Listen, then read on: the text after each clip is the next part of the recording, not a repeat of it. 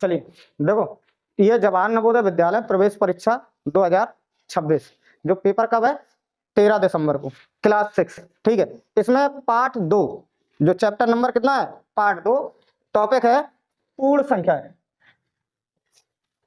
पूर्ण संख्याओं पर 4 आधारभूत संक्रियाएं। ये आपका टॉपिक है। कौन सा टॉपिक है, पार्ट 2। ठीक, अब इसमें संक्रियाएं क्या होती है, जैसे कोई चीज हम जोड़ रहे हैं, घटा रहे हैं, ठीक है, उन पे बात कर रहे हैं। चलिए, जैसे मान लो जोड़ने पर कोई भी चीज है, कौन कौन सी संक्रियाएं होंगी। पहली संक्रिया होगी क्रम विनिमय,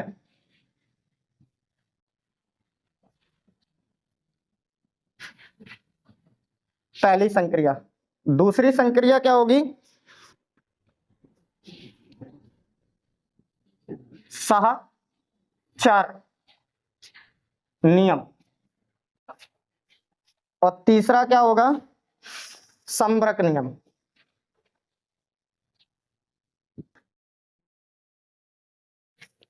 पहले हम 3 देखेंगे, एक आखिरी होता है चौथा, इसको कहते हैं बंटन। क्या कहते हैं, बंटन नियम। ठीक, अब देखो इसमें संबरक नियम, क्रम विनिमय नियम में क्या होगा, और ये क्रम विनिमय नियम किस पर, जोड़ पर। किस पर, जोड़ पर। जैसे कोई भी जोड़ने वाले सवाल है, ठीक है, उनकी बात कर रहे हैं। क्रम विनिमय नियम का मतलब ये होता है कि हमें 2 संख्याएं जैसे लेनी है। कितनी संख्याएं, 2 संख्याएं। जैसे मान लो हमने ये लिया a और प्लस b, अगर हम इनको पलट के जोड़ देते हैं, कैसे जोड़ देते हैं, पलट के, जैसे b प्लस a, तो क्या ये दोनों संख्याएं बराबर होंगी या नहीं होंगी। जैसे हमने लिखा 3 प्लस 5, 3 और 5 को जोड़ो कितना होता है, 8। ऐसी दूसरी कंडीशन है 5 प्लस 3, 5 और 3 को जोड़ो तो कितना होता है, 8। तो ये दोनों कैसे हैं, बराबर। तो ये कंडीशन में ये बराबर हो गए, ये पहला नियम है।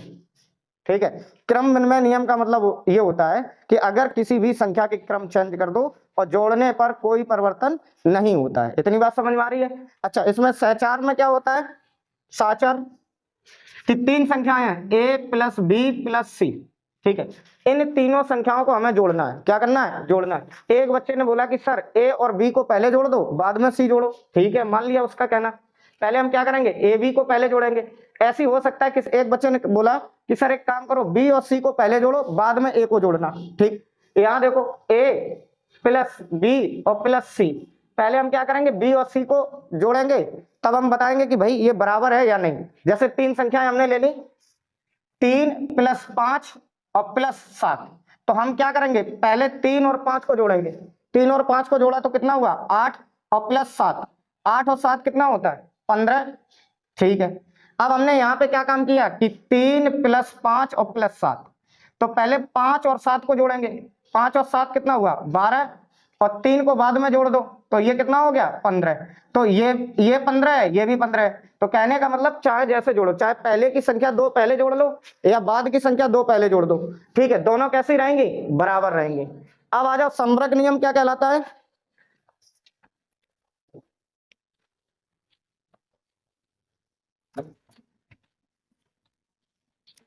संबरक नियम में देखो ध्यान से, मान लो 2 संख्याएं हैं, ठीक है, ये a है प्लस b, इसके बराबर में कोई c रिजल्ट आ रहा है।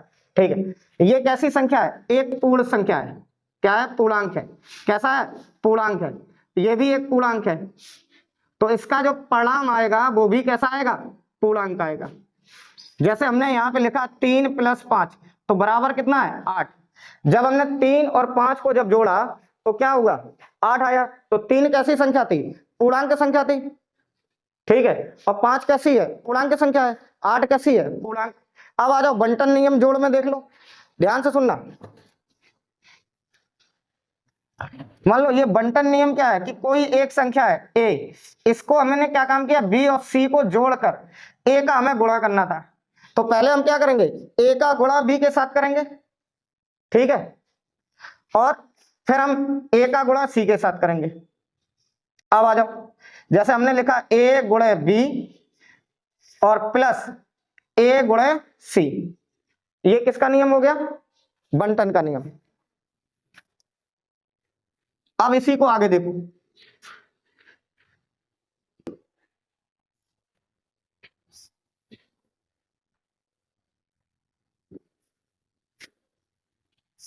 चलिए आगे हम देखते हैं। जैसे यही चीज हम गुणा में देखें, किसमें चेक करें, गुणा में। तो मान लो हम क्रम विनिमय नियम गुणा में चेक कर रहे हैं, तो हमने देखा a प्लस की जगह हम क्या करेंगे, a गुणा b, तो क्या ये b गुणा a बराबर होगा, जैसे 3 गुणा 5, 3 का गुणा 5 में किया तो कितना होता है 15, तो ये 15 हो गया। ऐसे हमने देखा कि 5 गुणा 3, इनको हमने पलट दिया तो ये भी 15 हुआ। तो कहने का मतलब ये नियम कैसा है, बराबर में, चाहे a गुणा b करो या b गुणा a करो, ये क्या है, क्रम विनिमय नियम किसका है, गुणा का, ठीक है। ऐसे साचार नियम देखना है तो 3 संख्याएं हैं, a गुणा b और गुणा c, इधर भी देखो a गुणा b गुणा c। एक बच्चे ने बोला कि सर पहले ए बी का गुणा कर लो, एक ने कहा ना सर पहले बी सी का करेंगे, ठीक है। तो हम ये देखते हैं कि ये बराबर है या नहीं। तो हमने यहाँ पे लिखा 2 गुणा 3 गुणा 5, तो पहले इन दोनों का गुणा किया, 2 और 3 का गुणा किया, कितना होता है 6। फिर हमने कितने का गुणा किया, 5 का, 6 का गुणा 5 में किया तो 30। इधर हमने देखा यही 2 गुणा 3 गुणा 5, तो पहले हमने 5 और 3 का गुणा किया, कितने का गुणा किया, 5 और 3 का। हमने यहाँ लिखा 2 गुणा 5 और 3 का गुणा किया 15, 15 दूनी 30। इतनी बात समझ में आ रही है। ये दोनों परिणाम कैसे आ रहे हैं, बराबर, तो ये भी कैसे होंगे, बराबर। ये दूसरा है। अब आ जाओ समरक नियम देखो। समरक नियम क्या कहलाता है कि भैया a गुणा b बराबर c। मान लो ये भी एक पूर्णांक है, ये भी पूर्णांक है, ये भी पूर्णांक निकलेगा। अगर हमने किसी पूर्णांक का गुणा किसी भी पूर्णांक के साथ किया तो परिणाम क्या आएगा, पूर्णांक संख्या ही प्राप्त होती है। जैसे 3 गुणा 5 बराबर कितना होता है 15, तो 3 और 5 को जब हमने गुणा किया तो क्या हुआ 15। तो 3 कैसी संख्या है, पूर्णांक संख्या है, कैसी संख्या है, पूर्णांक संख्या है, ठीक है। और 5 कैसी है, पूर्णांक संख्या है, और 15 कैसी है, पूर्णांक संख्या है। आगे देखो विभाज्यता,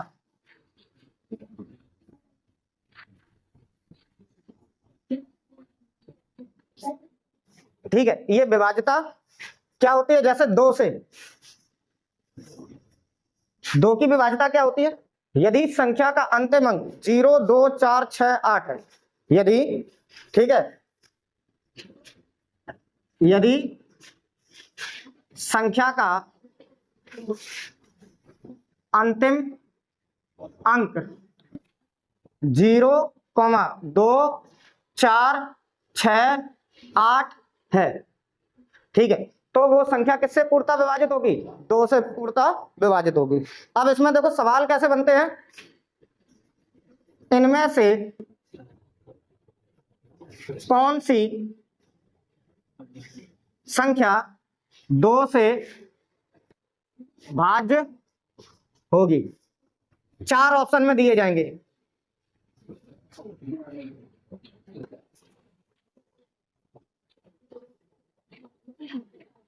ठीक है, ये 4 ऑप्शन में दिए गए हैं।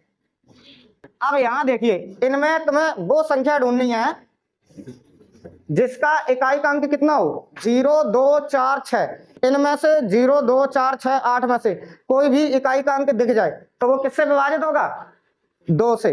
तो इसका ऑप्शन कौन सा है, सी नंबर, ठीक है। बी एक विषम संख्या है, ये भी विषम संख्या है, ये भी विषम संख्या। अगला सवाल देखो, कह रहा है कि इनमें से कौन सी संख्या 2 से विभाजित नहीं होगी, ठीक है। इनमें से कौन सी संख्या है जो 2 से पूर्णतः विभाजित नहीं होगी। जैसे इसके 4 ऑप्शन दिए गए हैं,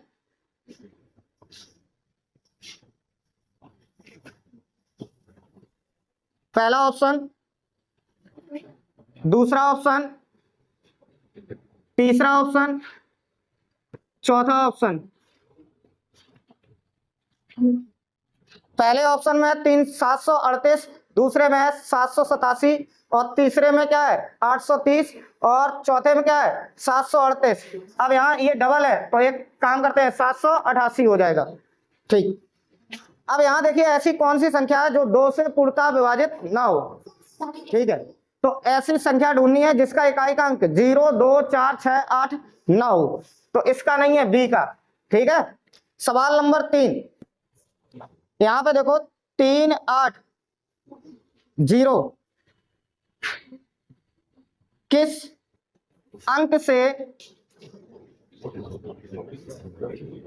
या फिर संख्या से पूर्णतः भाज्य होगी। जैसे पहला ऑप्शन 3, दूसरा ऑप्शन 9 और तीसरा ऑप्शन 2 और चौथा ऑप्शन 7। तो केवल 2 से ये पूर्णतः विभाजित होगी क्योंकि इकाई का अंक कितना है 0। तो इसका ऑप्शन कितना है 3। चलिए अब देखो 3 की विभाज्यता। तो यहां पे होता है संख्या के अंकों का योग यदि 3 से पूर्णतः भाज्य हो।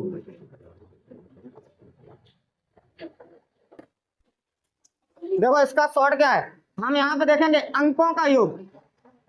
ठीक है, अंकों का योग किससे विभाजित होना चाहिए 3 से। जैसे हमने यहाँ पे संख्या दी है 8,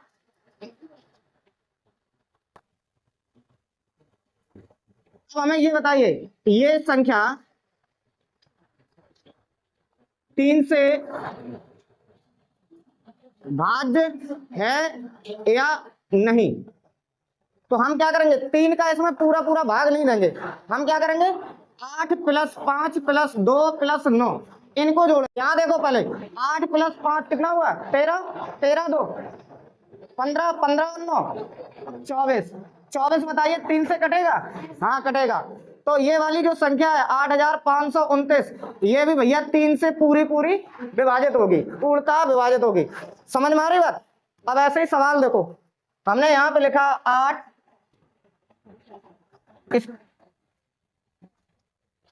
यदि 3 से भाज्य है तो स्टार का मान ज्ञात करो। अब ध्यान से सुनो, हम 8 + 7 + 3 और प्लस स्टार और +5, तो इसको हमें ज्ञात करना है। पहले देखो 8 और 7 कितना हुआ 15, 15 में 3 जोड़ो कितना हुआ है 18, 18 में 5 जोड़ो 23। तो ये टोटल कितना हो गया 23। अब इसमें कितना कम पड़ रहा है, इसमें कितना जोड़ दें कि 3 से पूर्णतः विभाजित हो जाए। 23 में हम कितना जोड़ दें कि पूरा पूरा विभाजित हो जाए 1। तो स्टार की जगह कितनी आएगा मान 1। ऐसे यहां देखो अगला सवाल,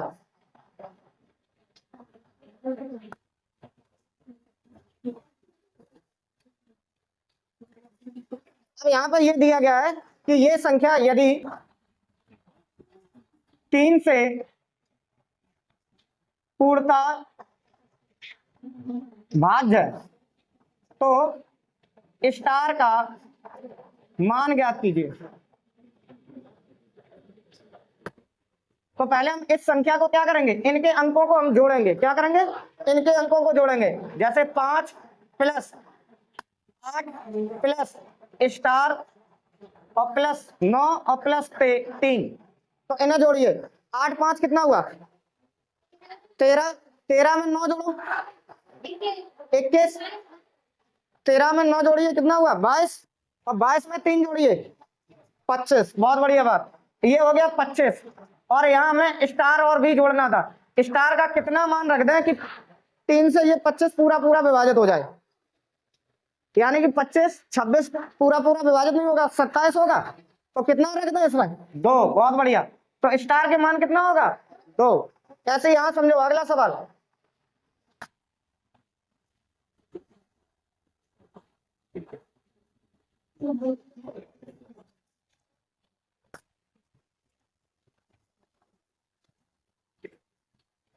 यदि 3 से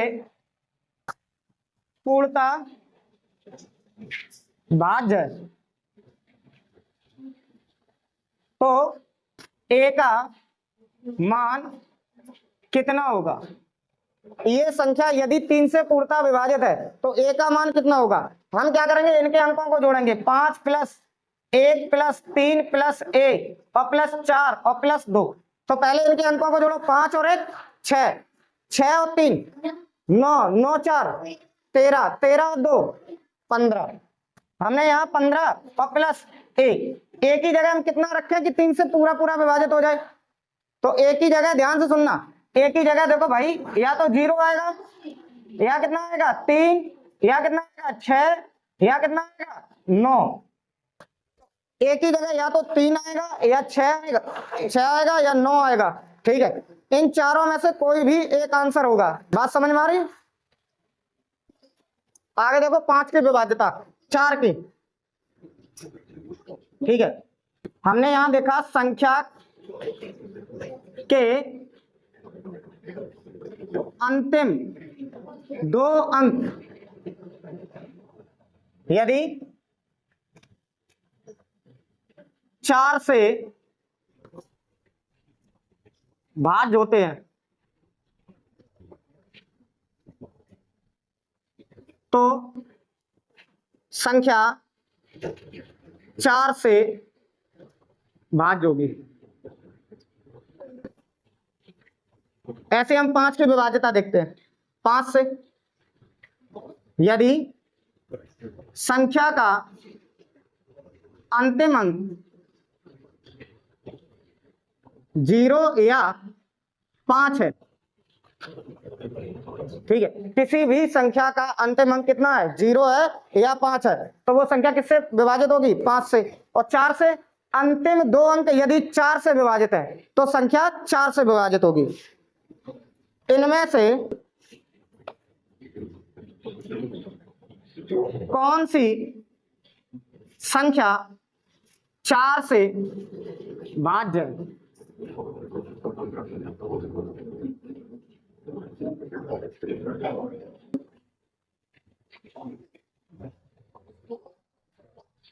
अब हमें यह देखना है कि हमने 4 संख्याएं दी हैं, इनमें से 4 से विभाजित होने वाली कौन सी संख्या है। तो पहले हमें देखो ये अंतिम 2 अंक देखो, ये 4 है, 4 है, ये 44 4 से विभाजित होता है। 44 4 से नहीं विभाजित होगा, होगा 11 चौको 44, तो यही इसका आंसर है। 79 4 से विभाजित नहीं होगा, 30 भी 4 से विभाजित नहीं होगा, 21 भी 4 से विभाजित नहीं होगा। आगे देखो, इनमें से कौन सी संख्या 5 से भाज्य है।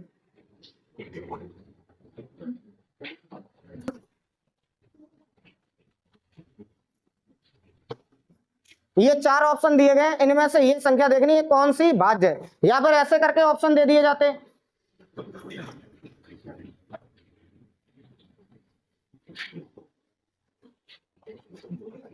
ठीक है, तो हम क्या करेंगे, इनमें से देखेंगे कौन सी भाज्य है। तो बताइए अंतिम अंक कितना होना चाहिए 5। ठीक है, तो ये इसकी पूर्णता विभाजित होगी।